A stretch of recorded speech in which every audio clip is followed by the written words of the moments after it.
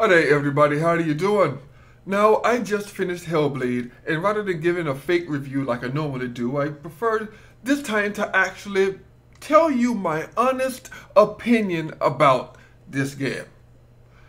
And my honest opinion is, I fucking hate this game, right?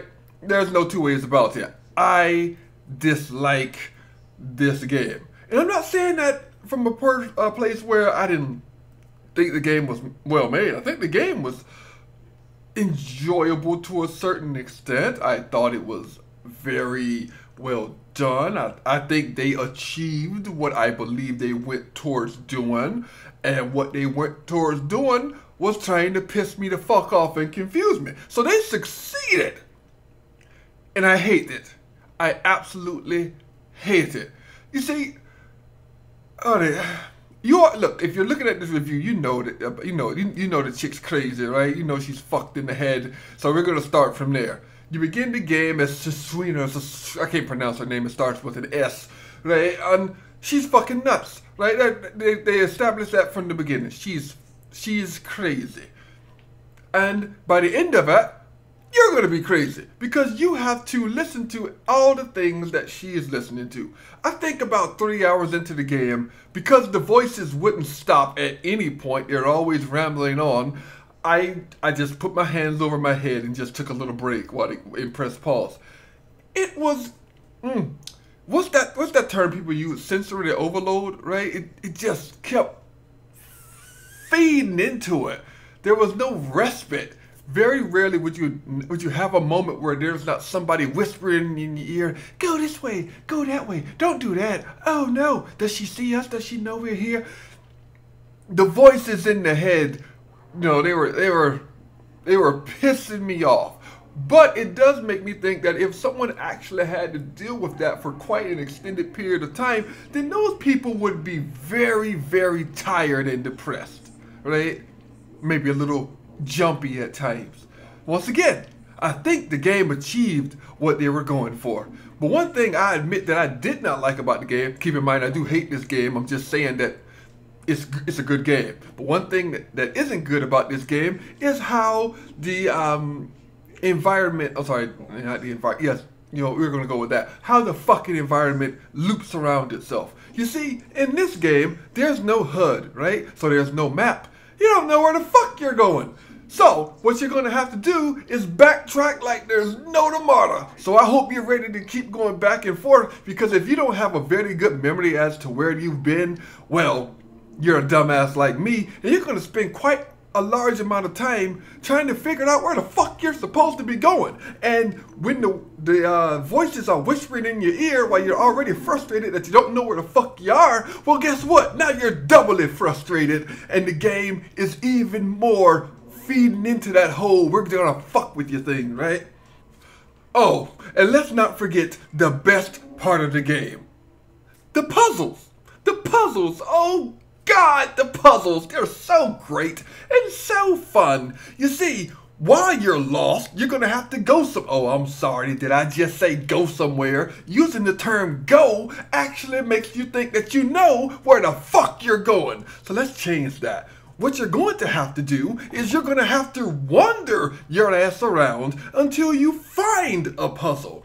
And then that puzzle is most likely going to be, you're going to have to find mysterious letters somewhere in the geometry. They're going to give you these little helpful clues, but for the most part, it's going to be some random ass letters that you're going to have to find. Not letters that you know, obviously, unless you know Norse mythology, which I cut and don't. So that actually helped out to me. That so much fun. So let me tell you the chart of the game, how this game progresses.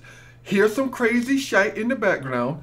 The people in your head start talking to you, and you try to push through the game as fast as you can so they will shut the fuck up, and then you wander upon a puzzle.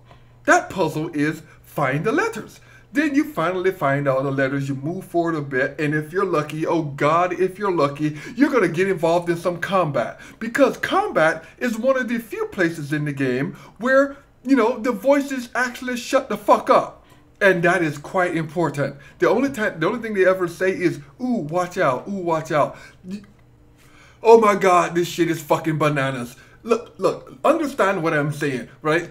I am actually looking forward to the combat because the combat is a lot less aggravating than the actual game.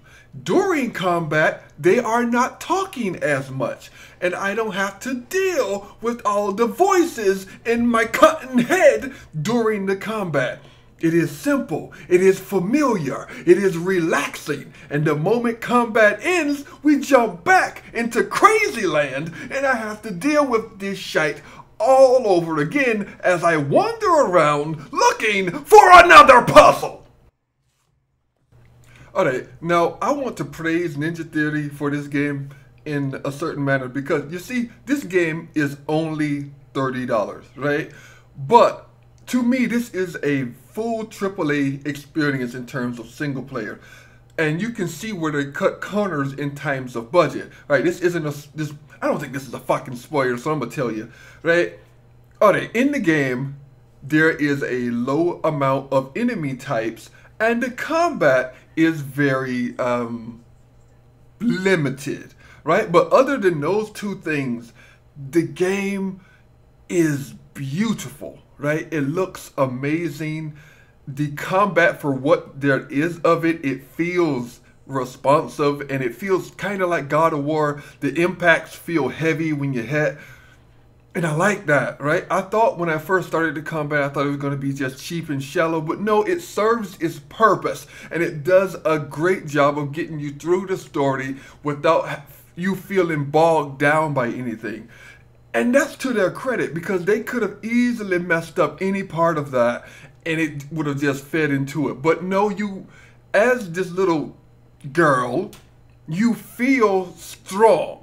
And getting that across in the game could be a very hard thing to do, especially when you're trying to also portray her as weak and a little bit not all there in the head.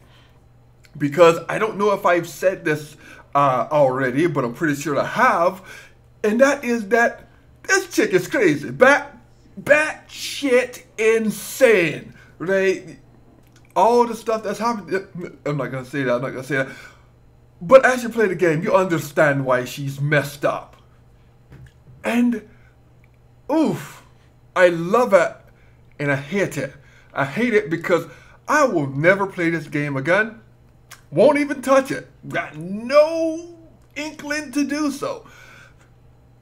But I'm happy I played it, and I know I will remember this game for quite some time. Oh, a little side note here though.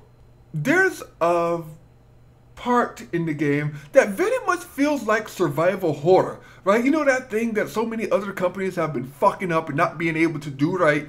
Well, for a good hour, maybe hour and a half, they do survival horror quite well, and it's unnerving and it pulls at you. You actually feel tense about it, especially with the little whispers and shit that never stopped. They did a good job. Oh, they did a good job. But I'll never play it again. I will never play it again. Now, the story of the game is quite generic. Outside of her being crazy, she's on a mission to find her loved one or save her loved one because, well, bad things have happened.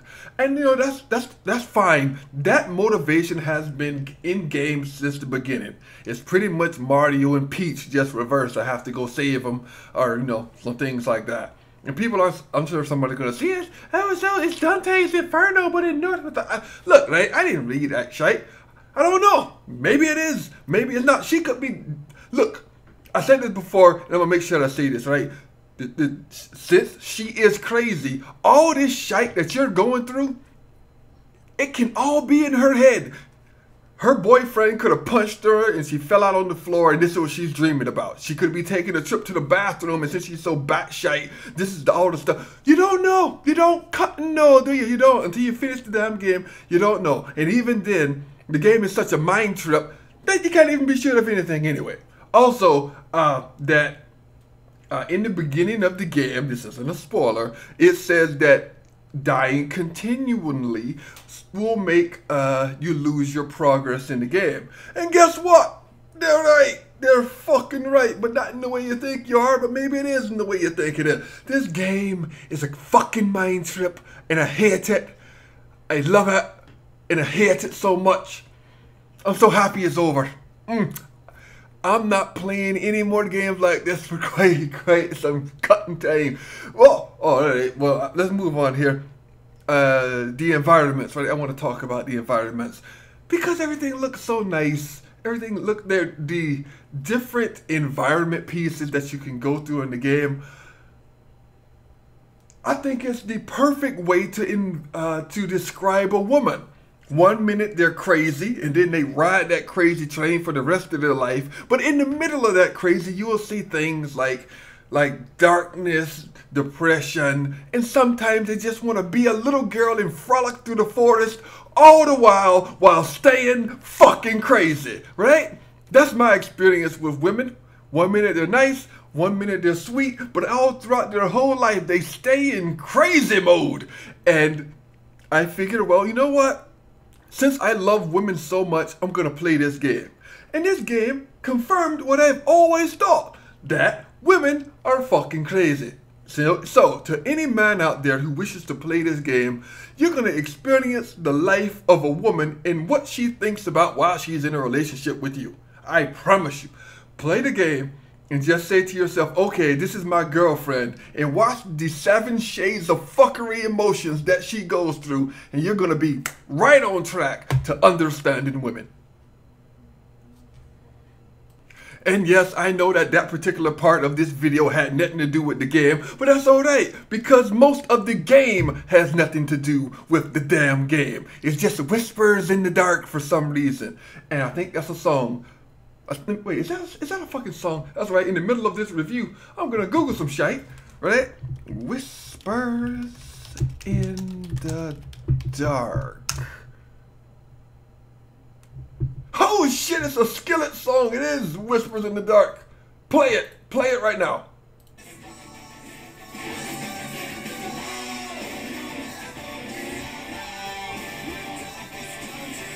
Alright, back to the review, right?